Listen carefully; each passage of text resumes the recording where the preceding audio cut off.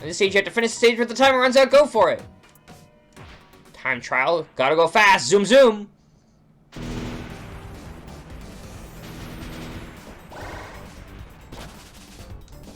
Oh, this is another train level, right?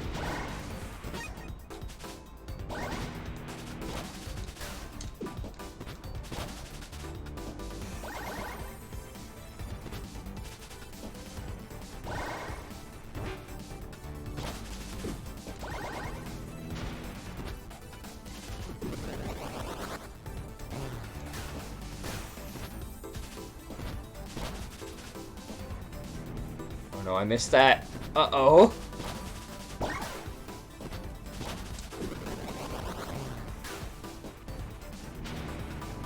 Oh god, I like how the camera spins with you when you go through loop-de-loops. I think Sonic just has the... I can't remember if Sonic does that or not. I should not have done that.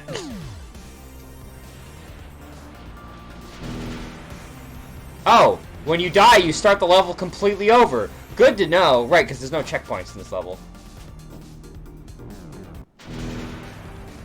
I feel like if I die, it should reset the timer.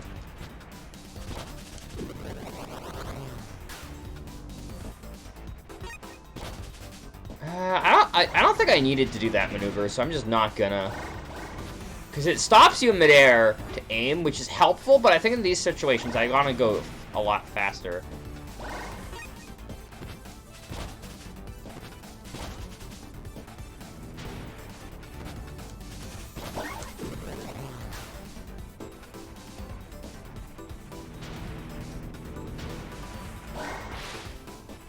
The loops? Oh god!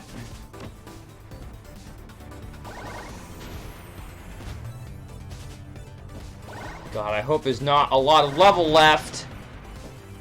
Oh, there's the goal ring.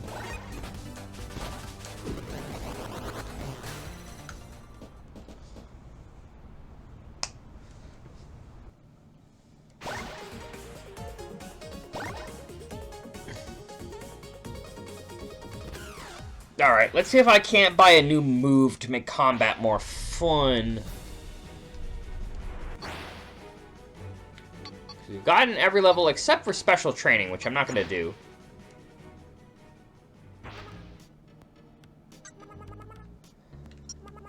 It says right there, an extra attack is added to the aerial attack, the aerial heavy attack button. That's a area light attack? Yeah. Press heavy attack after all light attacks for an extra finisher. That sounds fun. Hold light attack button after the second aerial light attack to send the enemy flying upwards alongside yourself if it hits. Spike.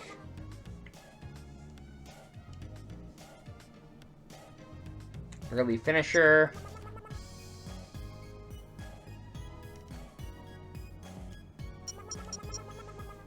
I think I'll go for the extra finisher and the early finisher. Keep pressing heavy attack right after the first light attack in the air to execute this combo. I will probably forget all of these moves. But I think it's good to have these. Wait, do I have to equip these, though? I forget how this works.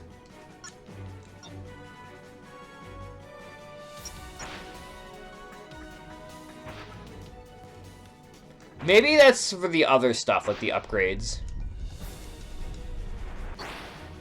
Anyway. It's our first boss fight, Sawman. He's over there. I saw him. Bigger enemies need to be attacked to be destroyed. Probably. Make sure to check the all moves page in the pause menu to know all your moves. Some moves can launch enemies in the air. Combo bar. The higher this bar, the more damage you deal. By hitting enemies with the same attack over and over again when you bar. You can hold the parry button to block attacks. Do it right before an attack hits to gain a lot of energy and stun the enemy. This is not Frank saw it. I mean, I do like Phoenix Wright's stupid names. Red warning. If you see this over an enemy, he's about to attack. This attack can be parried. Yellow is cannot be parried. Whoa. Green warning is about to grab. I'm gonna forget all of this. What's the parry button again? Left bumper.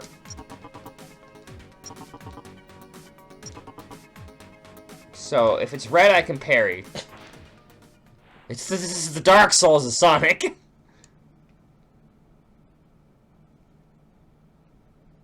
I can't remember which is light and which is heavy.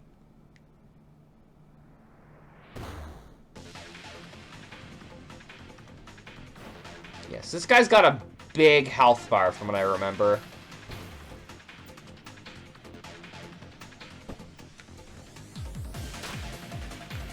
Alright, I think I have to parry.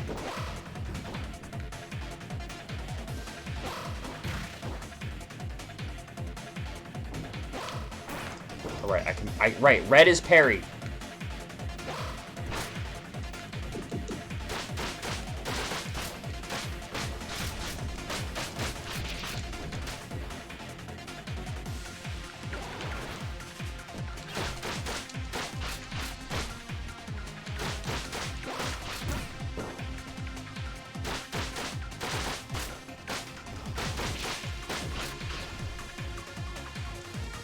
I'm probably gonna get hit a lot.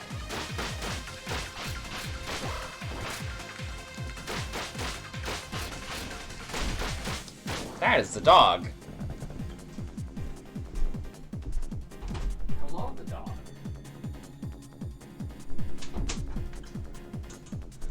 That's one more interruption I will probably not be counting on when I move. Dog. Yeah. Right, it's left bumper.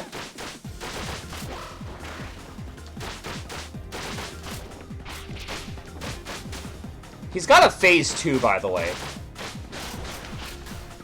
Okay, that does... It's not a dodge, but it kind of acts like one.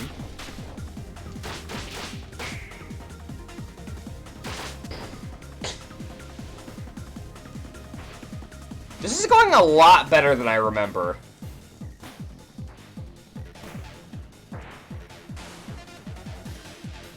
Mostly because I'm okay at parrying now. Wait, I could have parried that.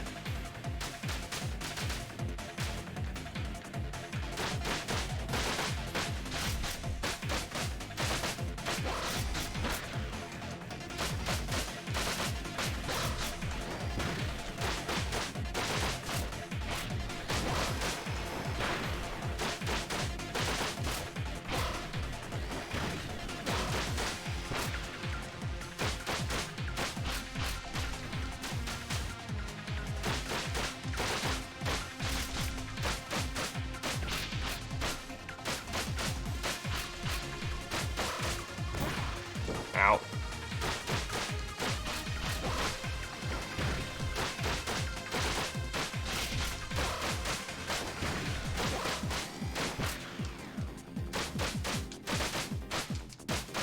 Combat feels a lot better than I remember, but maybe that's because I'm better at it.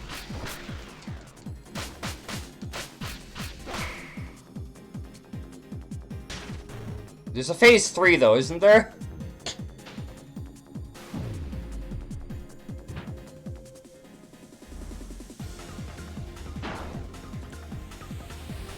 Oh, this is where he's gonna start using throws, I'm gonna guess?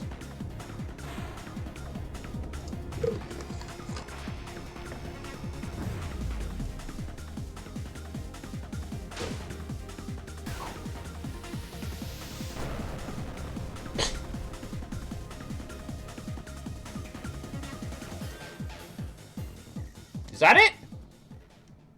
He do be. You throwing hands. Hey, I did it! Nice! That went by a lot faster than my first play, than in the demo. Oh, there's only a couple more levels that were in the devil, in the devil? in the demo?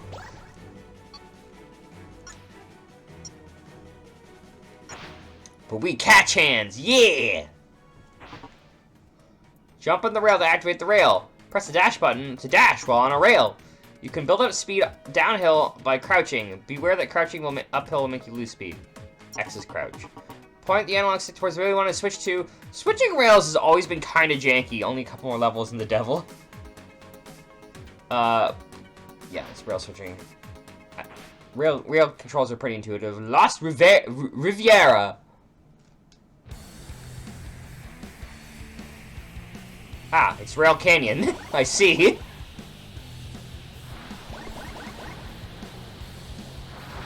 I have to say, these levels always look great.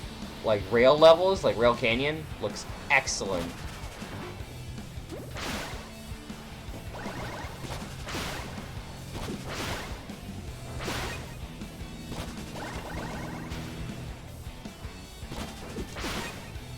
Even though Rail Canyon, from what I remember from, like, recent playthroughs, looks incredibly janky. Oh my god.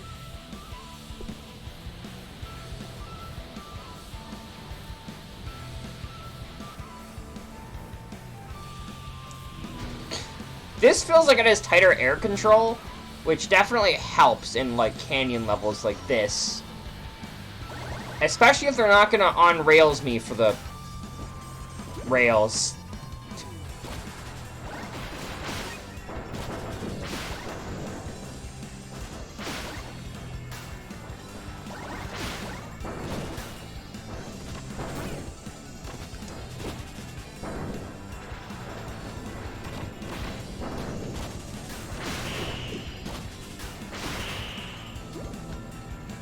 I need to remember that by holding trigger and A, I can quick drop, kind of. Let's go this way. This way looks fun. And also significantly harder. Why did I go this way? No!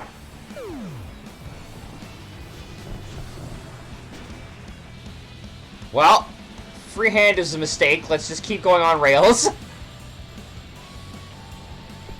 It definitely would have been more fun if I executed on that. Thankfully, it looks like magnetized to rails a little bit, which is good because, again, aerial jumps are not, if they're not going to be on rails, need to have precise controls. Otherwise, you're going to have a hard time landing on a rail again. Oh my god, it looks like I miss every time.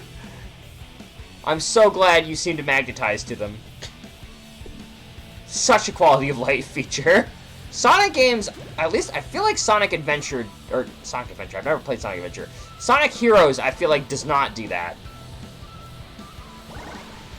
And also in Sonic Heroes, if you're playing as a speed team and you push in any direction, you go flying way too far in that direction. Like, oh my god. Being electric has advantages. Yeah.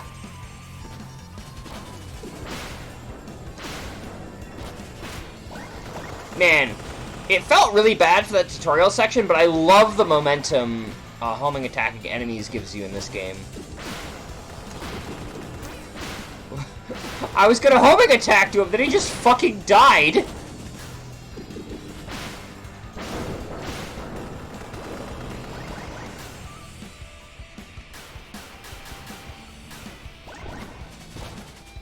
Oh god, I didn't switch rails. Oh, it's B. You switch rails as B. Okay.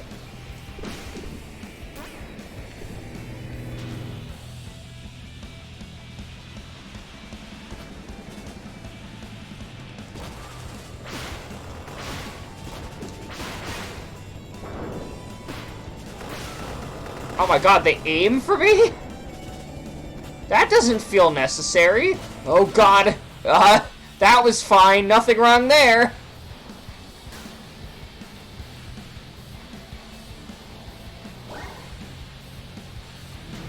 Yeah, rail switching in Sonic was always kind of janky from what I remember. But then, like, everything in Sonic Heroes was kind of janky, so, you know, that doesn't say much.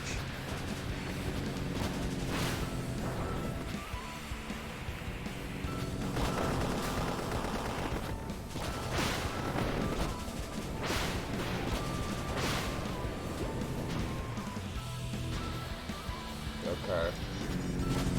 Yeah. Wait, where did that train come from?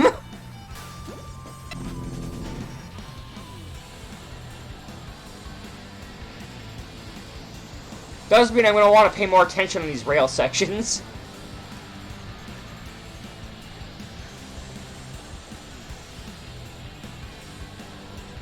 I'm actually curious what engine they made this game in, because this game, oh my god, it feels so good.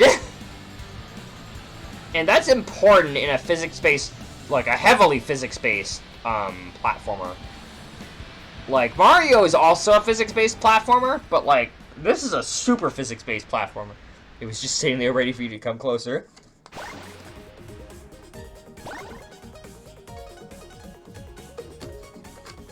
Better than a Unity Engine game? I mean, I really liked Clive and Wrench, but it had some Unity jank.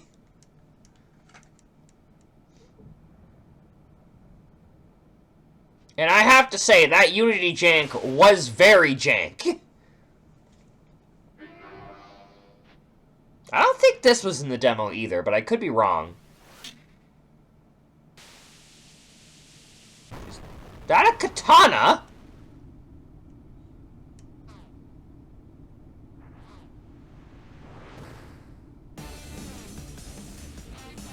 Okay, I recognize him. He might have been in the...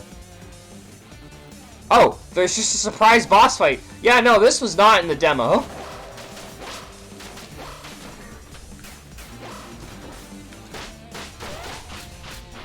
Wait, that was not dodgeable.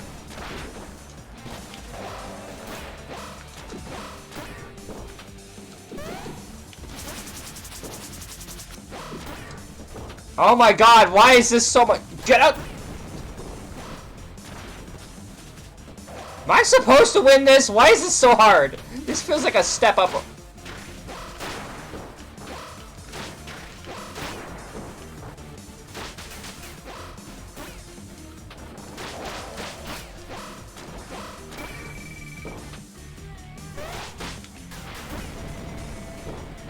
I'm gonna fucking die.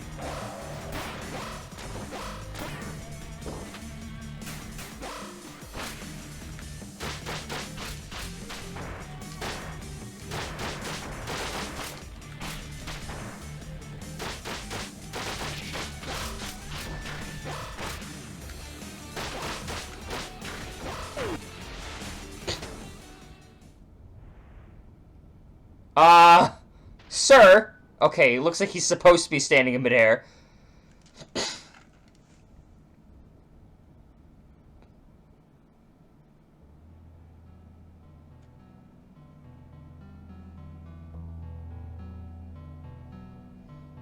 Over there was a castle. Over, really? Sure. Goodbye, Spark.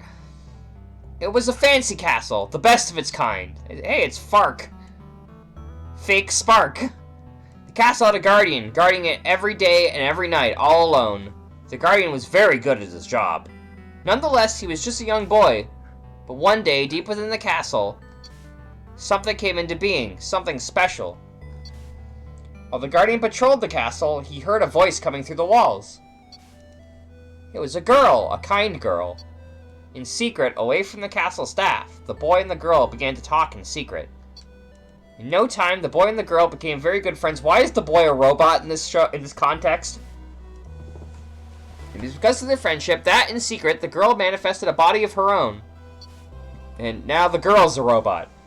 From here on, their relationship continued to grow and grow and grow. This is when the girl revealed her secret. We're special, she said. The whole castle was built to conceive me, she continued. Normal? You're my treasured guardian. This is like way back in .hack, where they made an entire video game to make an AI. And together we have a destiny. The girl continued to explain what made her special.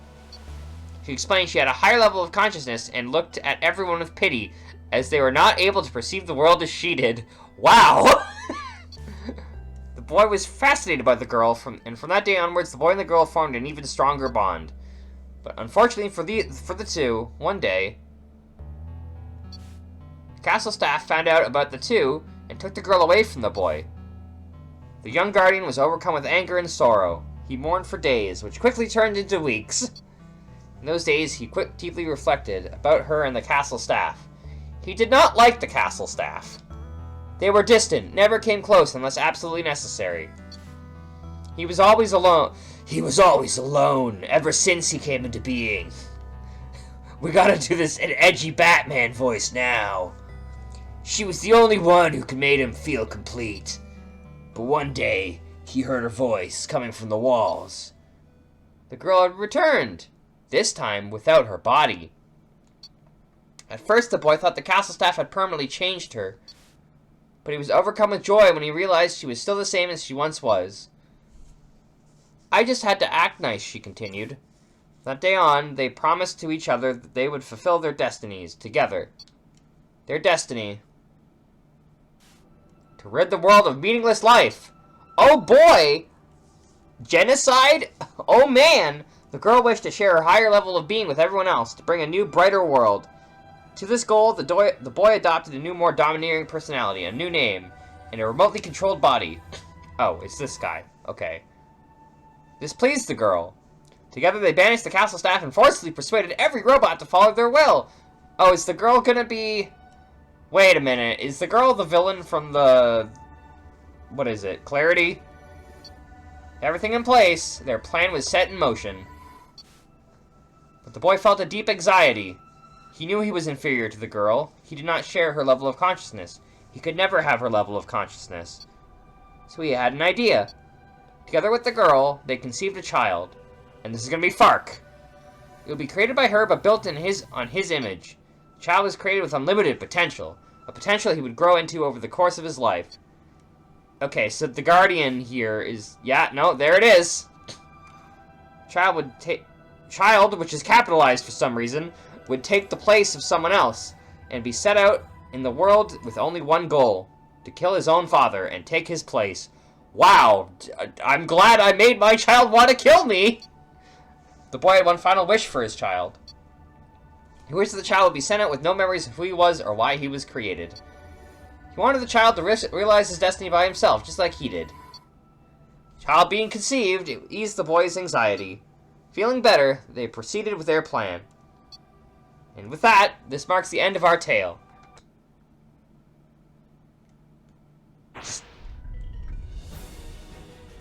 Very abrupt!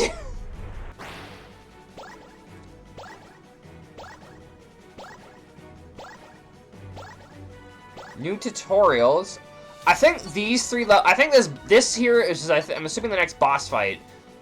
This was not in the demo. So these are where the demo... Once I finish these levels will be where the demo ends. High speeds! The child capitalized, yeah.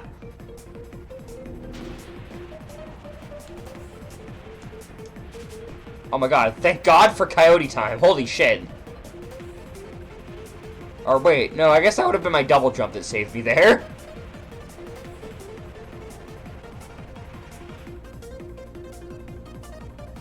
I don't need the checkpoint. These checkpoints should really have no vertical hitbox. Because, like, jumping over the checkpoints is, like, the worst feeling.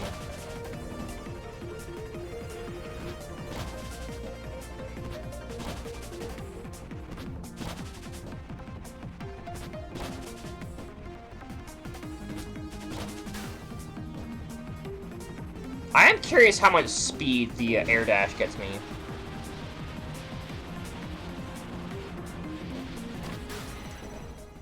If I can't become the ultimate life form, I will create someone who can, and let my spark grow in them. And also they'll kill me for some reason. I don't know why I wanted that. Being dead is usually pretty suboptimal, actually.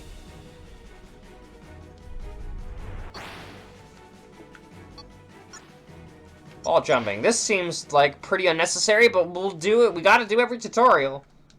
They are levels, and they're pretty fun, honestly.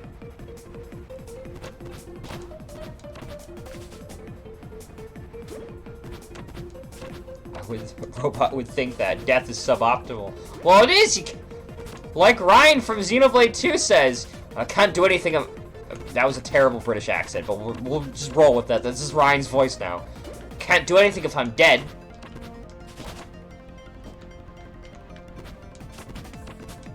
Wall jumping that does not lock your movement being 2D is, I don't know.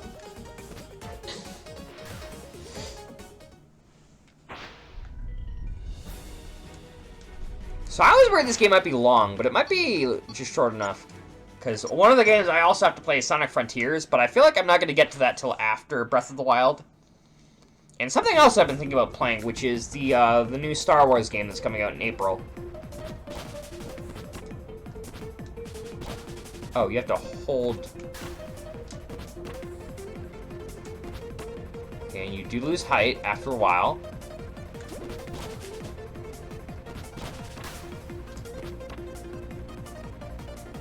Oh god, you also lose forward after a while. Wall jumping in 3D can be horrid, yeah.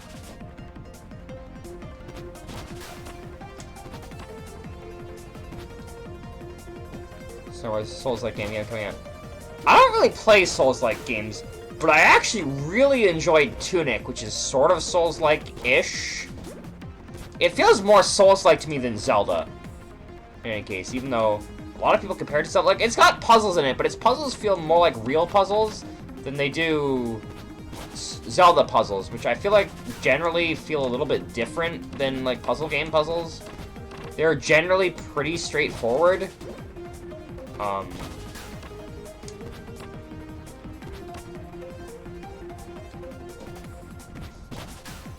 These tutorials feel like they show off some really fun mechanics. Like, they're entirely about one mechanic, and I kind of wish there were more levels like them. Like, yeah, they're not the speed spectacle stages, but, like, they're really fun platforming.